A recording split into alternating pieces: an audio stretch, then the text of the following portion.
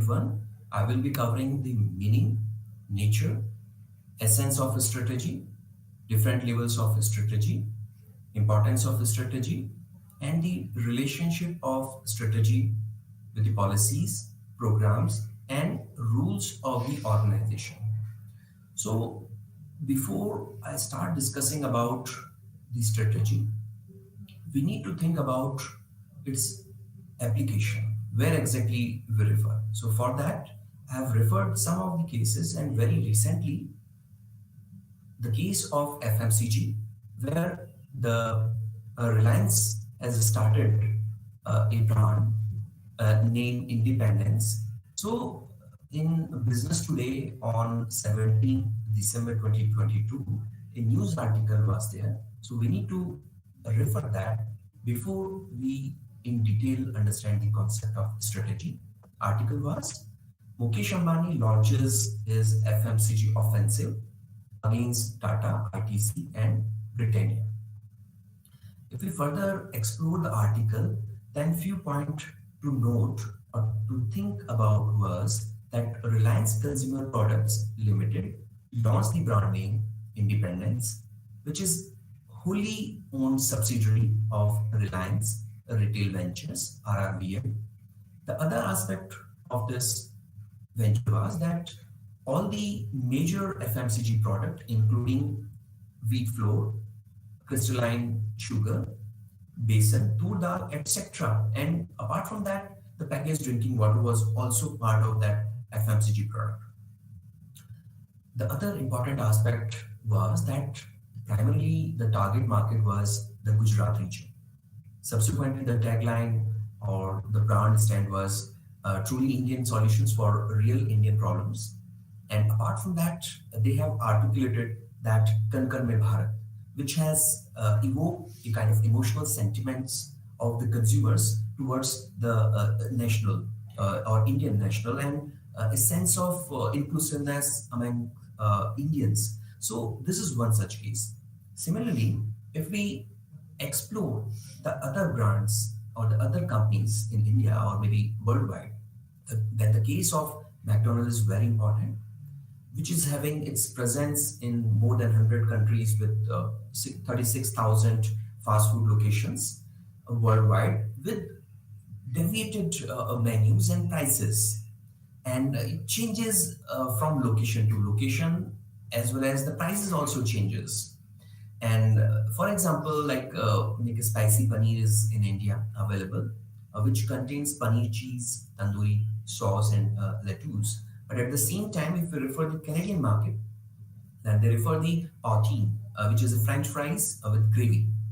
And similarly, some other countries, if we refer, then the product almost changes, but at the same time, the brand image is something very importantly applies. And in all those menus items, you will find that the golden arches and company name stays the same.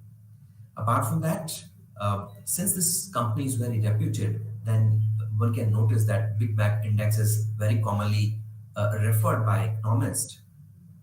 Apart from that, if you refer another company named Samsung, which is a Korean electronic company having its operations in more than 74 countries, and even they have adopted a kind of change in each product considering the local markets.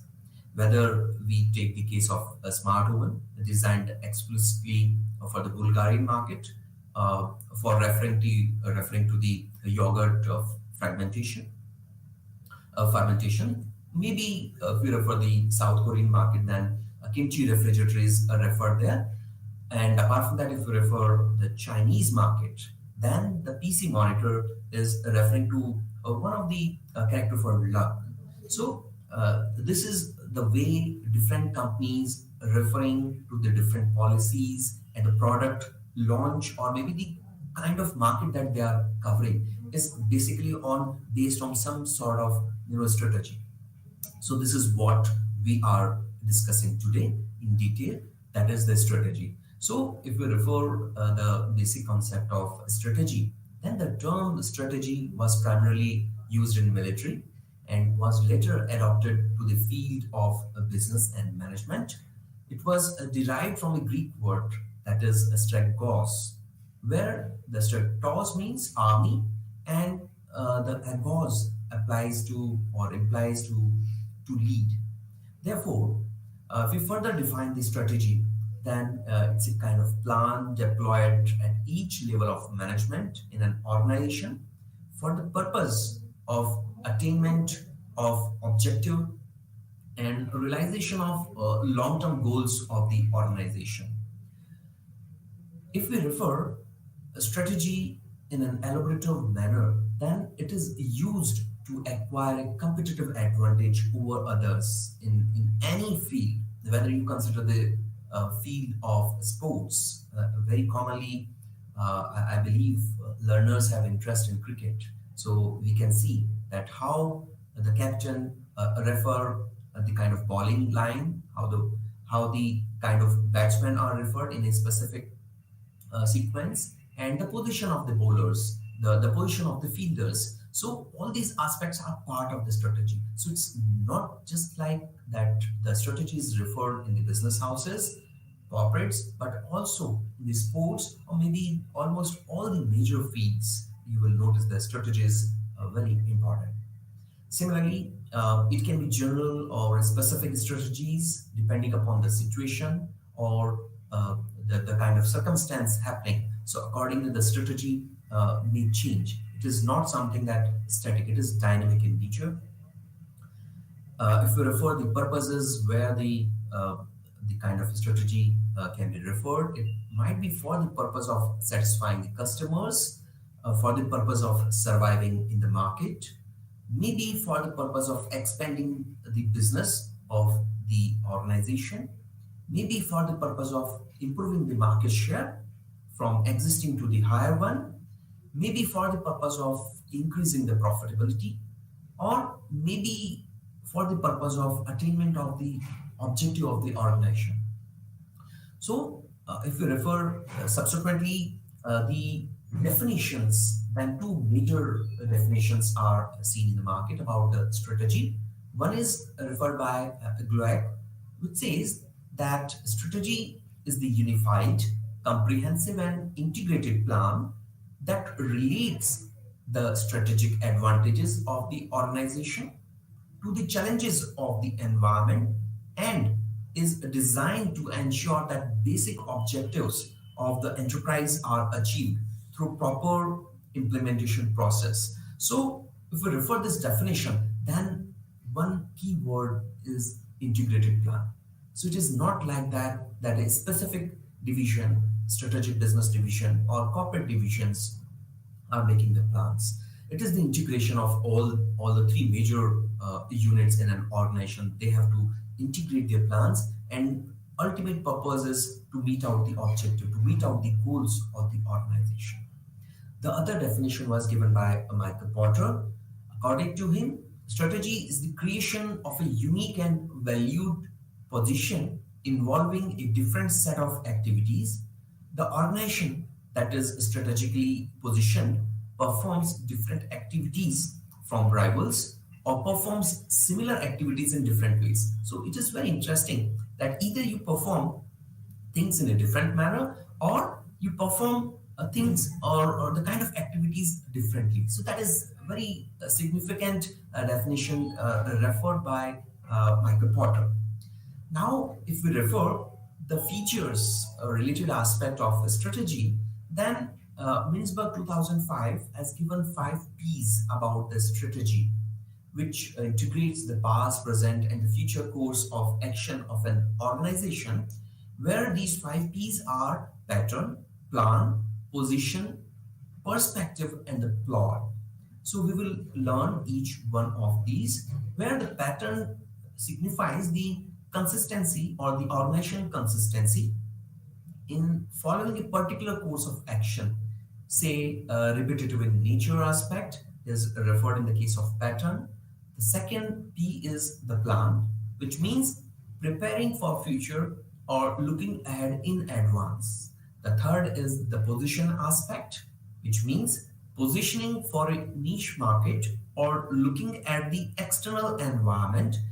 Categorically, if we refer the pastoral related environment analysis tool, So that helps out in referring to the position aspect. Similarly, the aspect of perspective, which means looking at the vision of the organization or looking at internal environment, and very commonly one can see this aspect from the SWOT analysis. The last is ploy, which means tactic used to gain advantage over its competitors. If we refer the nature of a strategy, then it involves both organization and the environment, and both are inseparable. That is again one need to consider. Apart from that, as we referred earlier, that it's a dynamic process and it is not static, that it won't fit to all the organization, all the situations in a single go. It may vary. Apart from that, it is futuristic in nature. Apart from that, the combination of content and the process, or maybe both, need to be referred here. Apart from that, it is formulated at different levels in an organization, and the integration of concept with analysis of decision making is also considered at the time of framing the strategy. Then we need to now refer the unit 2 of block 1, in which we will be referring the strategic framework uh, as an important process of a strategic management, what the strategic management is, the different aspects of intent, including vision, mission, and objectives, will be discussed here.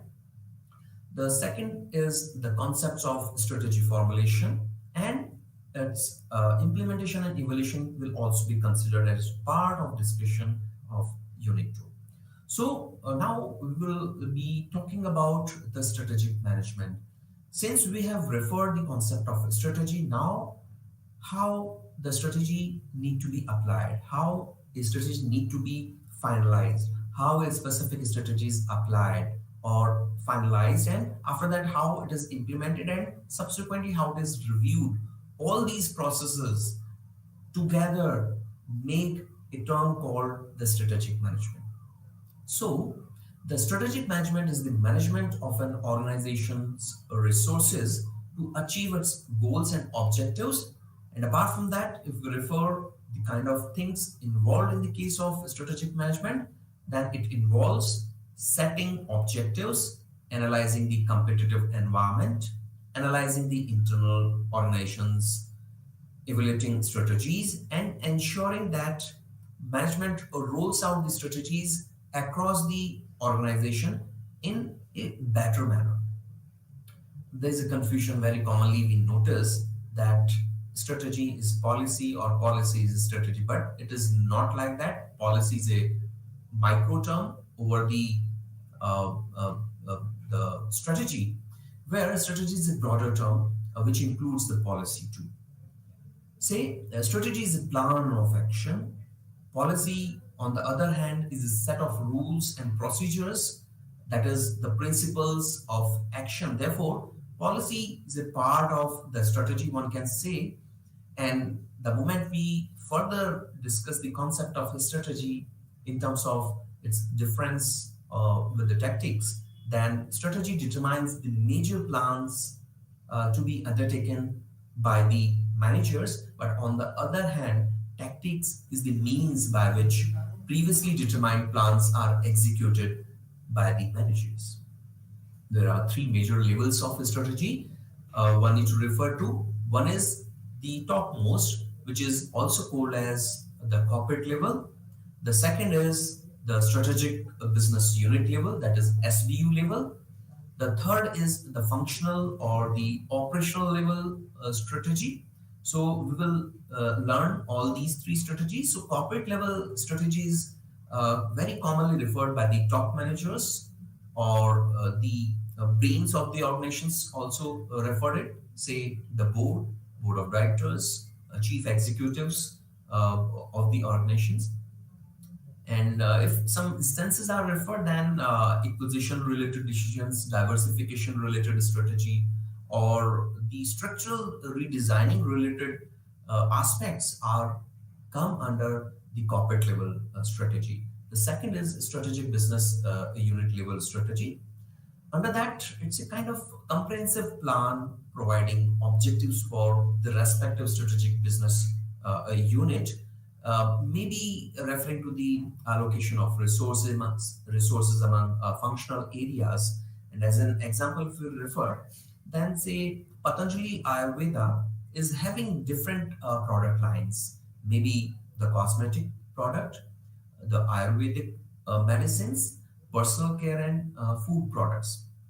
So for each of these product line, the strategy is being referred by the Patanjali Ayurveda, then this is something called the strategic business level unit. For each of these product line, different strategy may be adopted.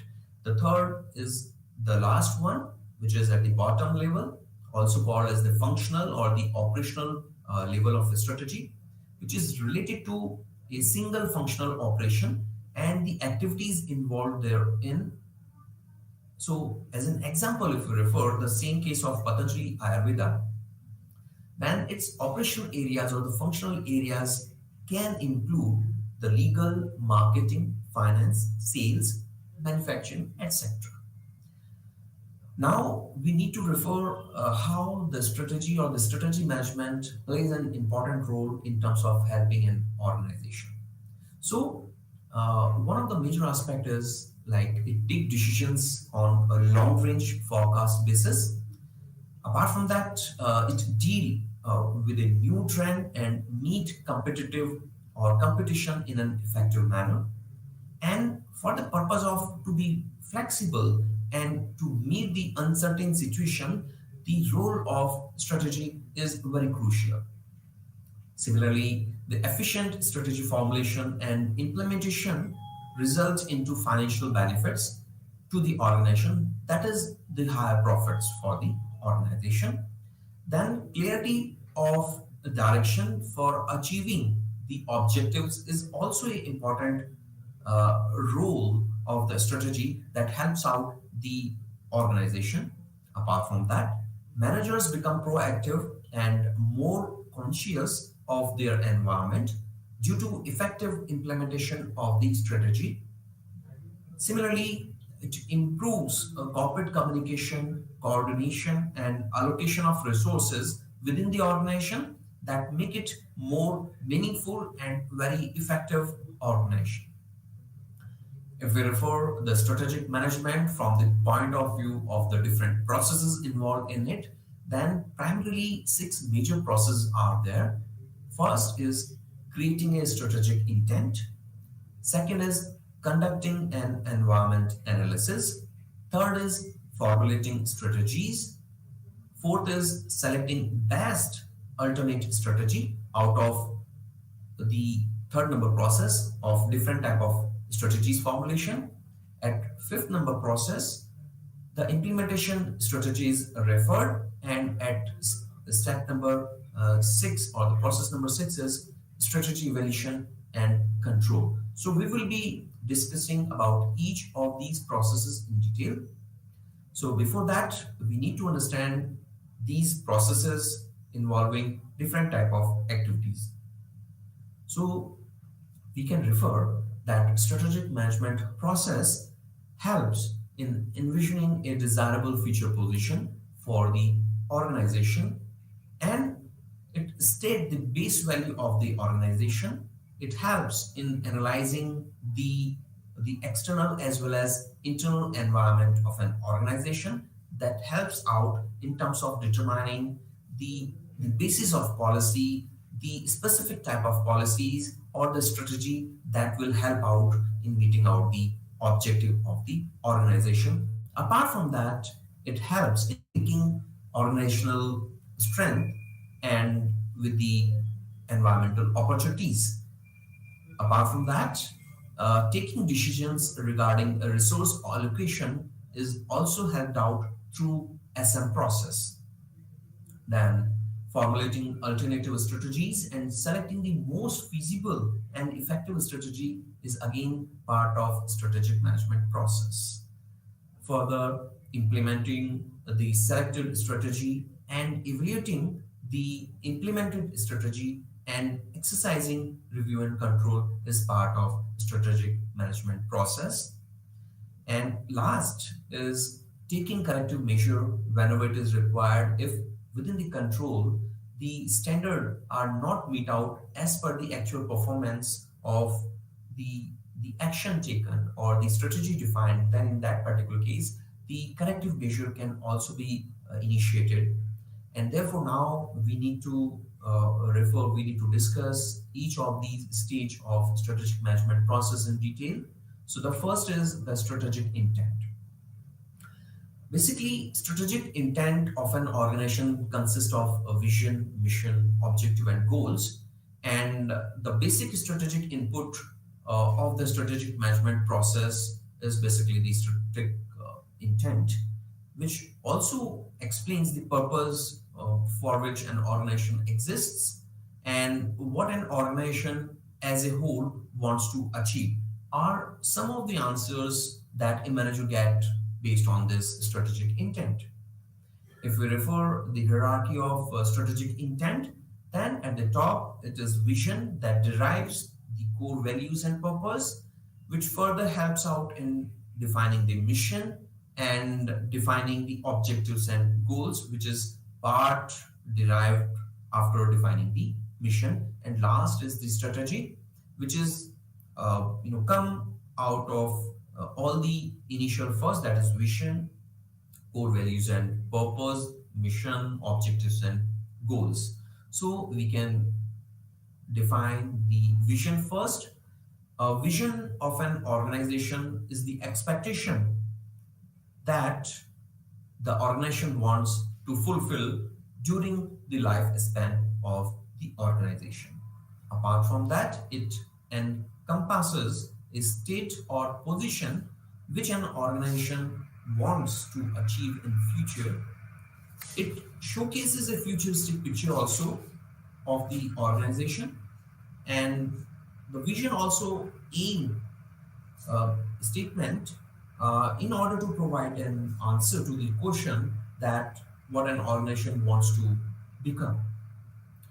And the vision statement of an organization should be achievable and measurable. If it is not, then it is very difficult to set out the purpose, the core values, the mission, objectives and goals, and maybe the strategy too. The second aspect in strategic intent is core values and purpose. So, in the case of core values, they are the essential and enduring beliefs of an organization, that they may be the belief of top management regarding employees' welfare, customers' interest, and shareholders' wealth. So the belief may have economic orientation or social orientation. On the other hand, if we refer the core purpose, then it is the reason for an organization for its existence. It means it is the linkage of organization with its own people. Now, if we refer the another aspect of mission, then it is the essential purpose of the organization concerning particularly why it is in existence, the nature of the business it is in, and the customers it seeks to serve and satisfy. It further highlights the market target by the organization, technologies adopted, and product and services offered. A mission segregates the organization from the other organizations in an industry. If we refer the aim of the mission statement, then it is to answer to a question, that is what an organization does. If we refer the components or the coverage of the mission statement, it can broadly have nine major components. Maybe the product and services, maybe the kind of technology, employees, public image, self-concept, philosophy, survival, growth, profit, or maybe the customers are these some common components that are referred in the mission statement of an organization. Now we need to delve here with the objectives and goals within the concept of strategic intent. So The objectives and goals are the measurable form of targets which an organization want to achieve. If it is something not measurable, then it is very difficult to subsequently apply to the basics of or the basis of the strategy. Therefore, the objectives and goals have to be measurable, something that can be defined. Now, if we refer goals particularly, then they are the achievable outcomes which are made for long term and specify what is to be achieved in broader sense. If we refer the objectives, then they are the short-term actions which includes specified tasks required to fulfill long-term goals. So if we refer both these, that is objectives and goals, then it should be drawn in line with the mission statement. So there is a kind of similarities or somewhere the common aspects between the mission and the objectives and goals, because objectives and goals are derived basically from the mission statement.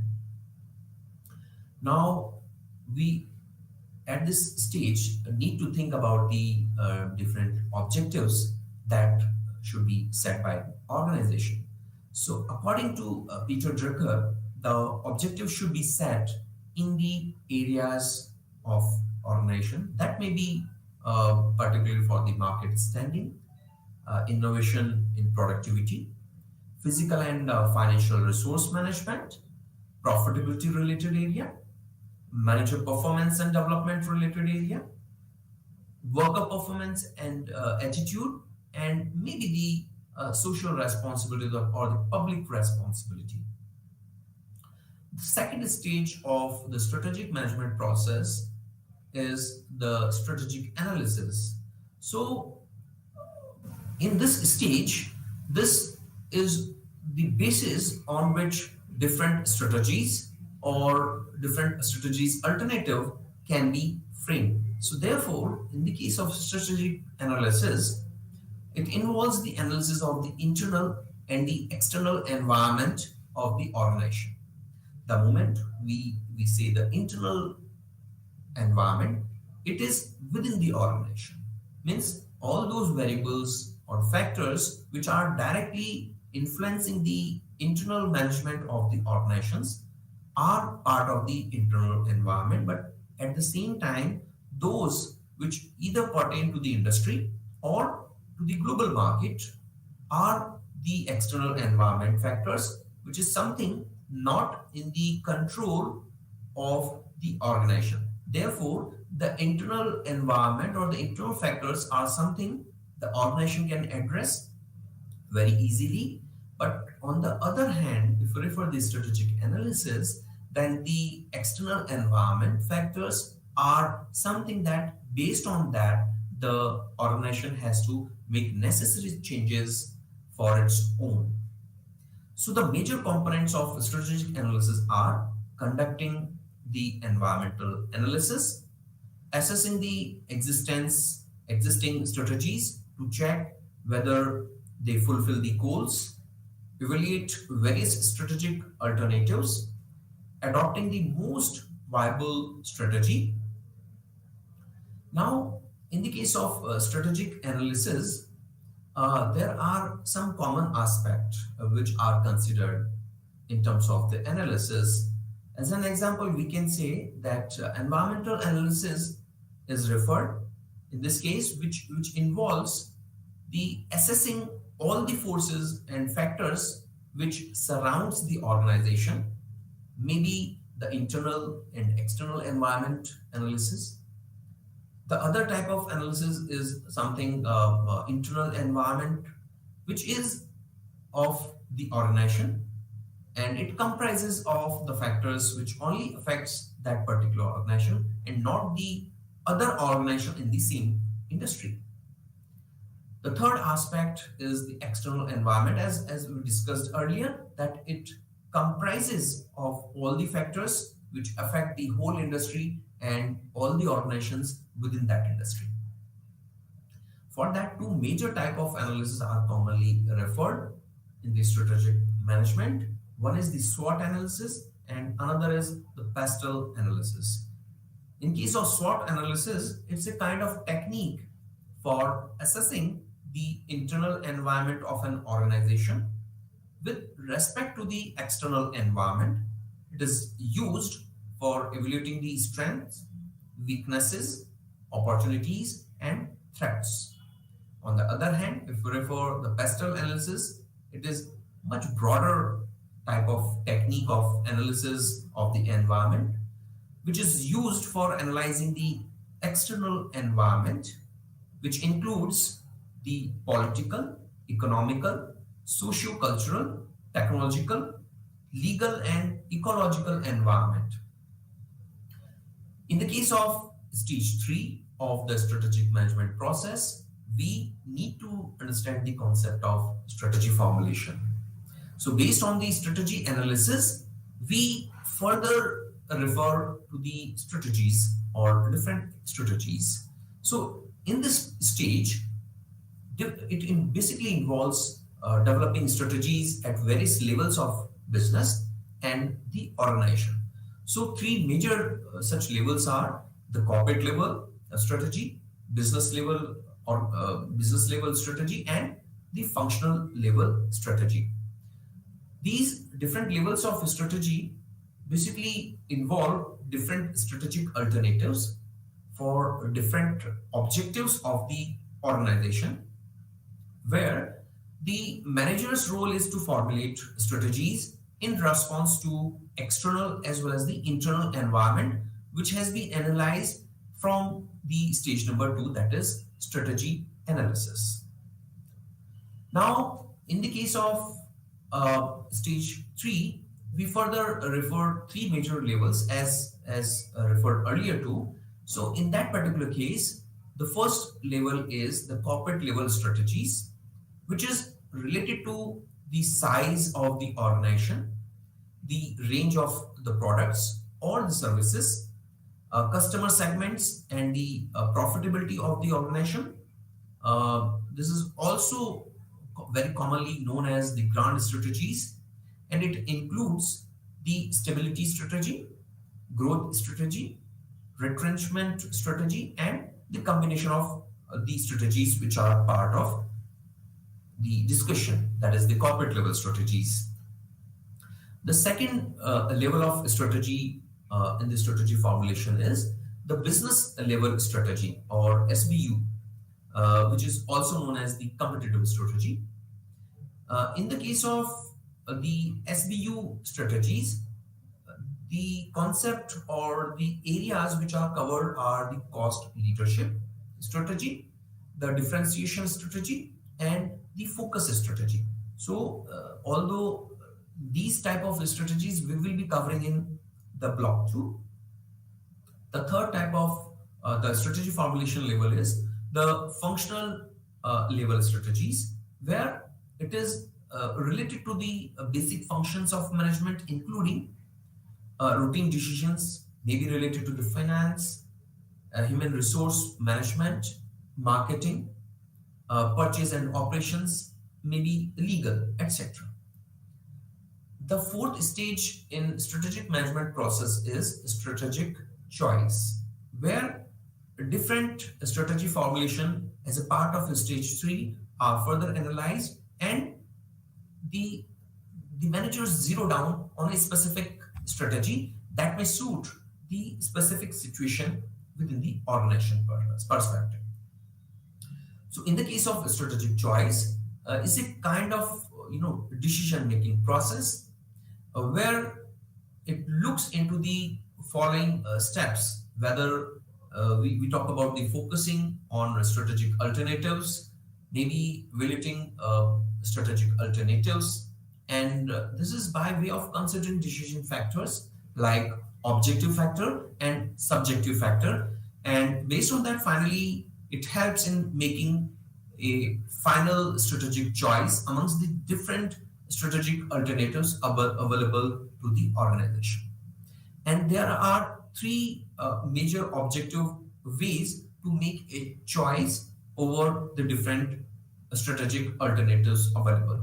One is the corporate portfolio analysis, second is the competitor analysis, and third is the industry analysis. So based on these three objective ways, one can decide about a specific strategic choice, about different choices available or different strategies available to the organization.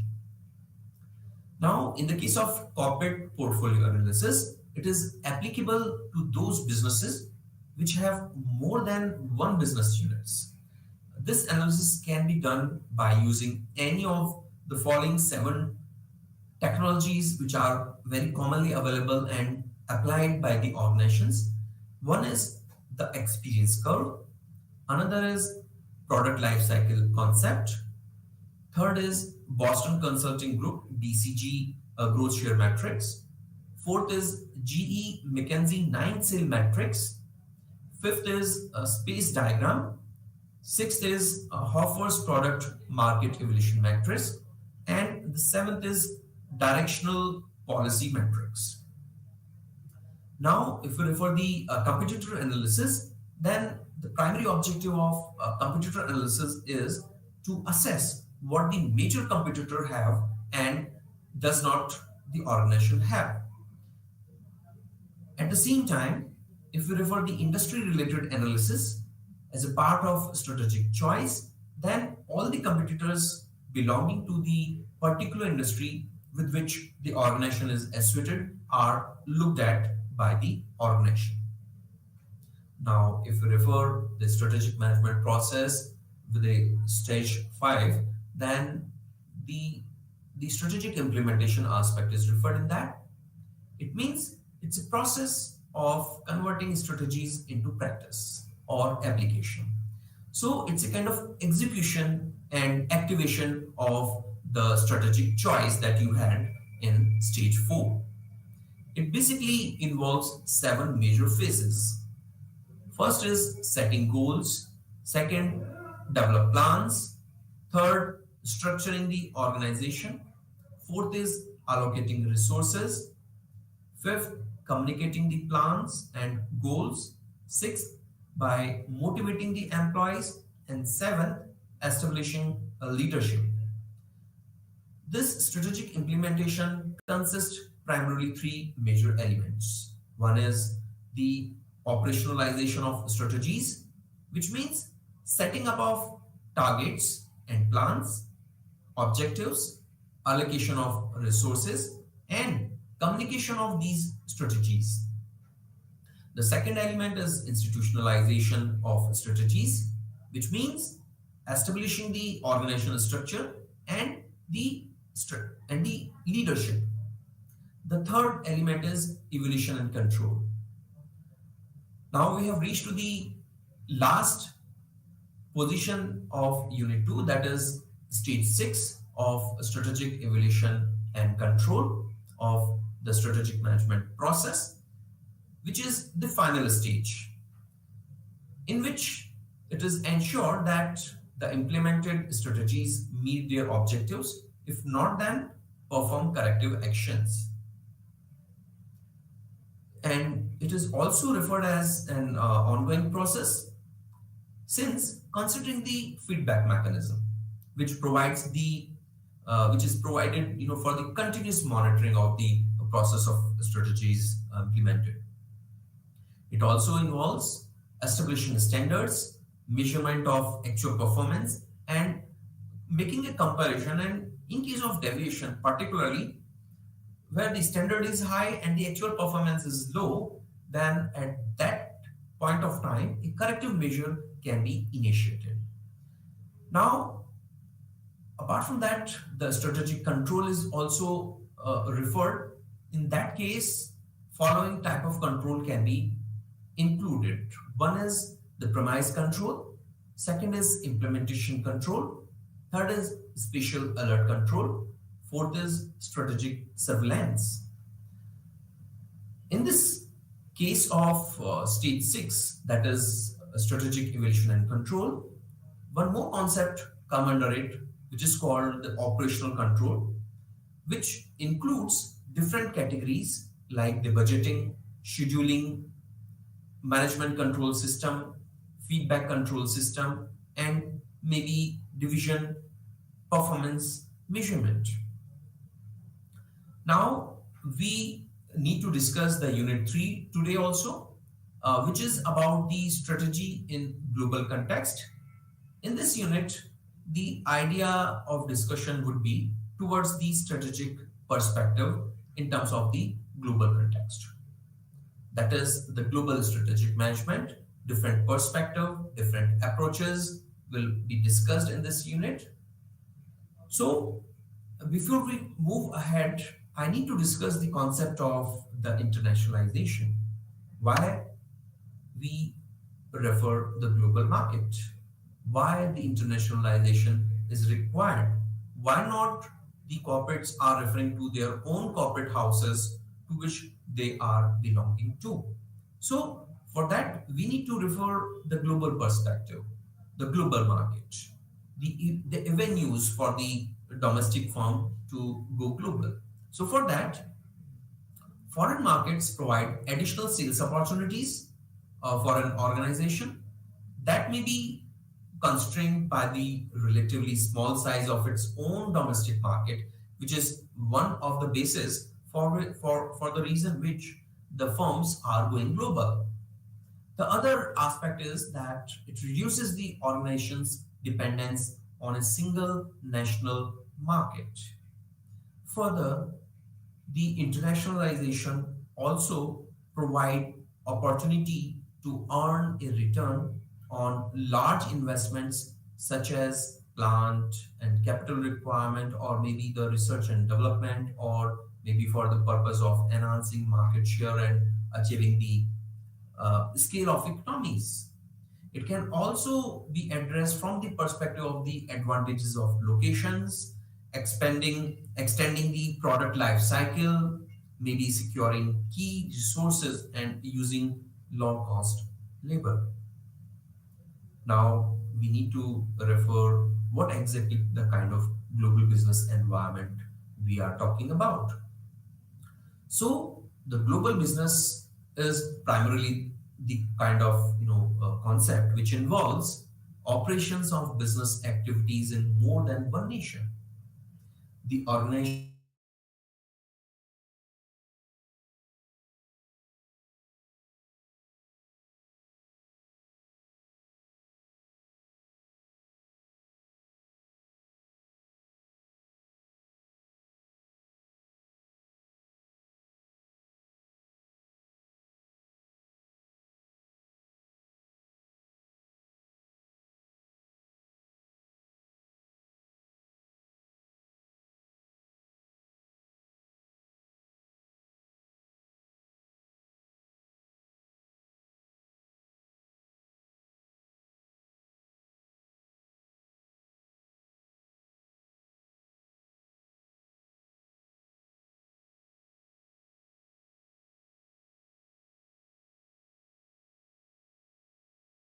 Not have.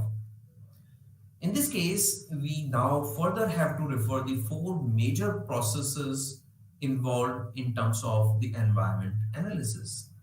In this case, the four such steps could be the factor identification, where the identifying the factors prevailing in the environment are considered. The environmental factors may differ from one country to the other country. The other important aspect is the factor selection, where the the aspect is something to selecting the relevant factors and analyzing the related variables, particularly for the purpose of forecasting the effect of such factors on the business, that is the firm, from the perspective of the global industry. The third aspect is the variable analysis. So it is a kind of profiling the respective factors according to the positive and negative aspects it can create for the firm. The fourth step could be a strategic positioning, which determine a strategic position which is based on analyzing the environmental threats and opportunities and organizational strength and weaknesses. So this positioning, strategic positioning, is more of a SWOT analysis and a combination to it from the pestle analysis. So now we can refer to pestle analysis here. The pestle, as discussed earlier in the previous some time back, then PESTEL stand for political, economical, socio-cultural, technological, legal, and ecological environment. So in that case, if you refer, then political is something that whatever could be political intervention one can receive for the industry or for the organization, uh, then this is something very significant change one can bring to. So therefore, in the case of political interventions or political environment perspective, different type of laws, the political stability, or maybe the taxation norms within a specific country, or the tariff uh, position need to be considered while referring to the global business environment. Similarly, if we refer the economic environment from the pestle analysis point of view, then in that case, the exchange rate, uh, particularly to the country to which one is looking for the kind of trade, or maybe the kind of ventures, maybe joint venture, maybe any other type of mode of operation one is looking forward, need to be think of the inflation rate in a specific country, maybe your domestic country or the country to which one is looking forward for a specific venture, or the kind of economic growth or the interest rate. All these aspects come under economic analysis from the pastoral analysis view. So need to be considered. When we refer the socio-cultural environment, then it explore the cultural aspect. Maybe uh, the other aspect can also be part of the socio-culture is the population growth rate in that country, maybe the age distribution in respective country, the career attitudes, and the safety emphasis. Now, if we refer the technological environment, then it try to give an emphasis on exploring different type of avenues available from the technological point of view. That can include the research and development activities available, and in a specific country, the resources available for the research and development, maybe the level of automation available in the respective market, maybe incentives if referred for such kind of technological environment, or maybe how quickly the that technology is changing from the earlier one. So those are the aspects which are particularly referred in the pastoral analysis within the technological point of view. Apart from that, the legal environment is also considered in this, which refer to some of the common laws like the health and safety laws in respective country, the discrimination law, the consumer law, consumer protection law, for example, in India, antitrust law or employment law. So all these legal interventions are studied, referred while framing a specific strategy formulation and strategy choice based on these kind of considerations. And the last, uh, within pastoral analysis, the ecological environment, which talk about the different environment specific analysis, whether it is the uh, weather, climate change related things. So how quickly or how sufficiently the environment is favoring or against to that business environment to survive are considered. Apart from that, if we refer the three major strategic global strategic alternatives available, then it is three major strategy options for going global are considered. One is the global, which is basically a kind of cases if we refer that than Microsoft, Procter and Gamble, maybe the product like iPhone are the cases which can be considered as a part of the global strategy option, which offers a kind of standardized products and uses integrated operations. And as an example, as said earlier, iPhone for all world markets, that one that can be produced and sold in any country, you will find same standard. The other type of global strategy could be multi-domestic.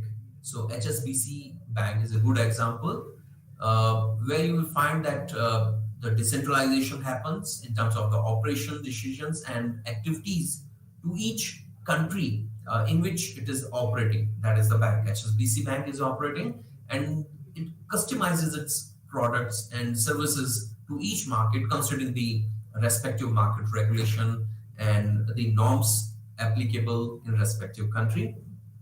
The other example, good example, is McDonald's, where you will notice that it adjusts to the cultures and consumers of their host countries, and accordingly, you will notice that the menus and the prices varies from vegetarian to non-vegetarian. Within non-vegetarian, different varieties are there, and accordingly, the price will definitely going to vary. The third type of strategy option is the transnational.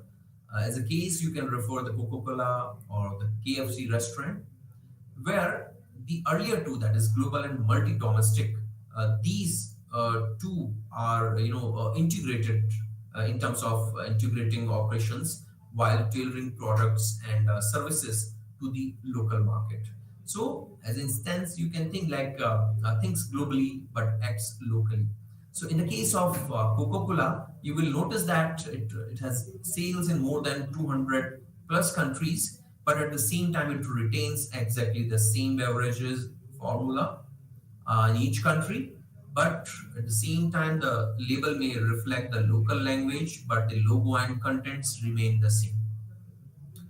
Now, we here reach to a stage where we need to refer the modes of entering to the global markets. And some of the common modes are exporting, licensing, franchising, strategic alliance, acquisition, joint ventures. So in the case of exporting, it is more of marketing of domestically produced goods in a foreign nation. The licensing is something that where the permit can be given to an organization in the target nation to use the property of the licensor, maybe using trademarks, patents, and production techniques. The licensee pays usually a fee in exchange for use of such rights, intangible property, and possibly for technical assistance.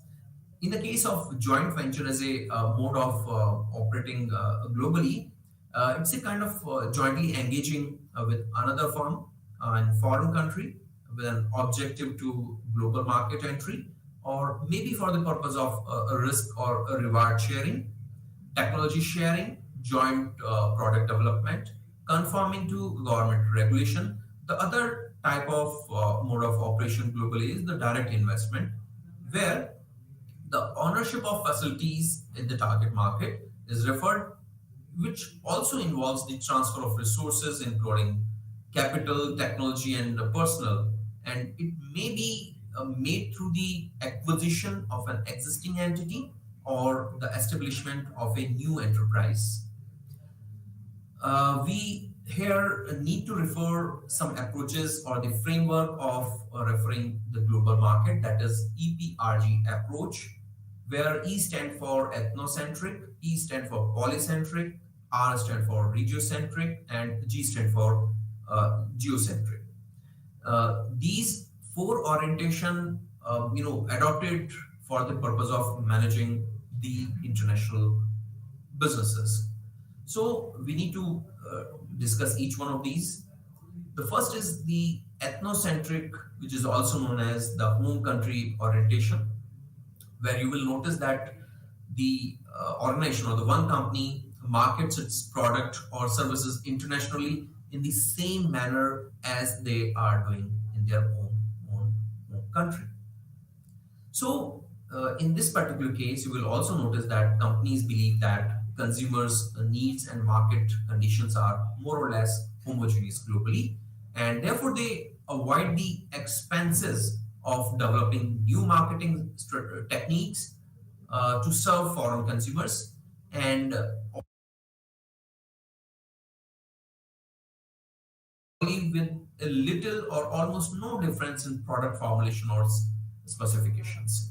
Very commonly, you will notice the cases of Panasonic, Sony, and Hitachi as the companies that are referring to the ethnocentric approach or the home country based orientation. The other type of orientation is the polycentric or the foreign country orientation. In that case, the companies go for customization, considering the respective global market in detail. Like depending upon the consumer's taste or preferences or cultural or any legal or political factors, that is depending upon their local marketing conditions, and then enter into that market. In the case of polycentric orientation, they customize the marketing mix. That is for the purpose to meet the specific needs of each foreign market. McDonald's is a good example that their menu, you will find that different country to country, it varies. The prices from one country to other country also varies, but their logo is same. Apart from that, you will also notice that Google is referring, changing doodles. That is country specific, and each day you will notice that different doodles is showcased on the homepage of Google that sometimes reflect a specific occasion, that sometimes reflect a specific day, which is very popular in that country. The third type of approach is a regiocentric, or sometimes it is also referred as similar market orientation. In that case, the target a group of countries having almost similar market characteristics, and then enter into the market based on identifying such common features or characteristics. Once the company is established in various markets, the attempts are made to form market clusters based on geographical and psychic proximity. The production and the distribution of products are made to serve the whole region with an effective economy of operation or maybe close control and coordination. Coca-Cola can be a very good example in this case, where they formulate the message which is very common for a basket of countries. Their taglines, their message for a specific group of countries in a specific cluster of region will be very common.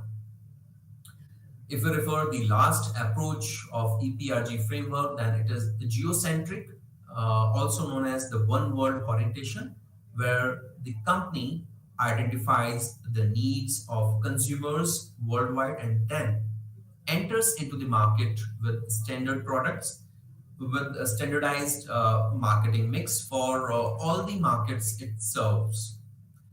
The companies coordinate their distribution network to distribute their products in various regional and national markets by establishing manufacturing and processing facilities around the world. iPhone, smartphone is a very good example in case of geocentric. And now we have reached to the conclusion of block one, so that we can very quickly have the recap what we have discussed today.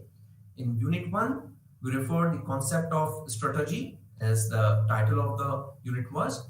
So in that we refer the meaning, the concept, the nature, essence of a strategy, and the different levels of a strategy. Apart from that, we also refer the importance of a strategy and the relationship of the strategy with the policies, programs, and rules of the organization. In Unit 2, strategic framework, we discussed about the process of strategic management, different aspects of strategic intent, including vision, mission, and objectives, the concepts of strategy formulation, its implementation, and evaluation through six major processes were discussed. Apart from that, the Unit 3 in Block 1, that is strategy in global context, was referred, where strategic perspective in the global context, that is global strategic management, and another aspect was the EPRG approach was discussed. So thank you all for listening carefully. I hope you have gained from today's session. Thank you very much.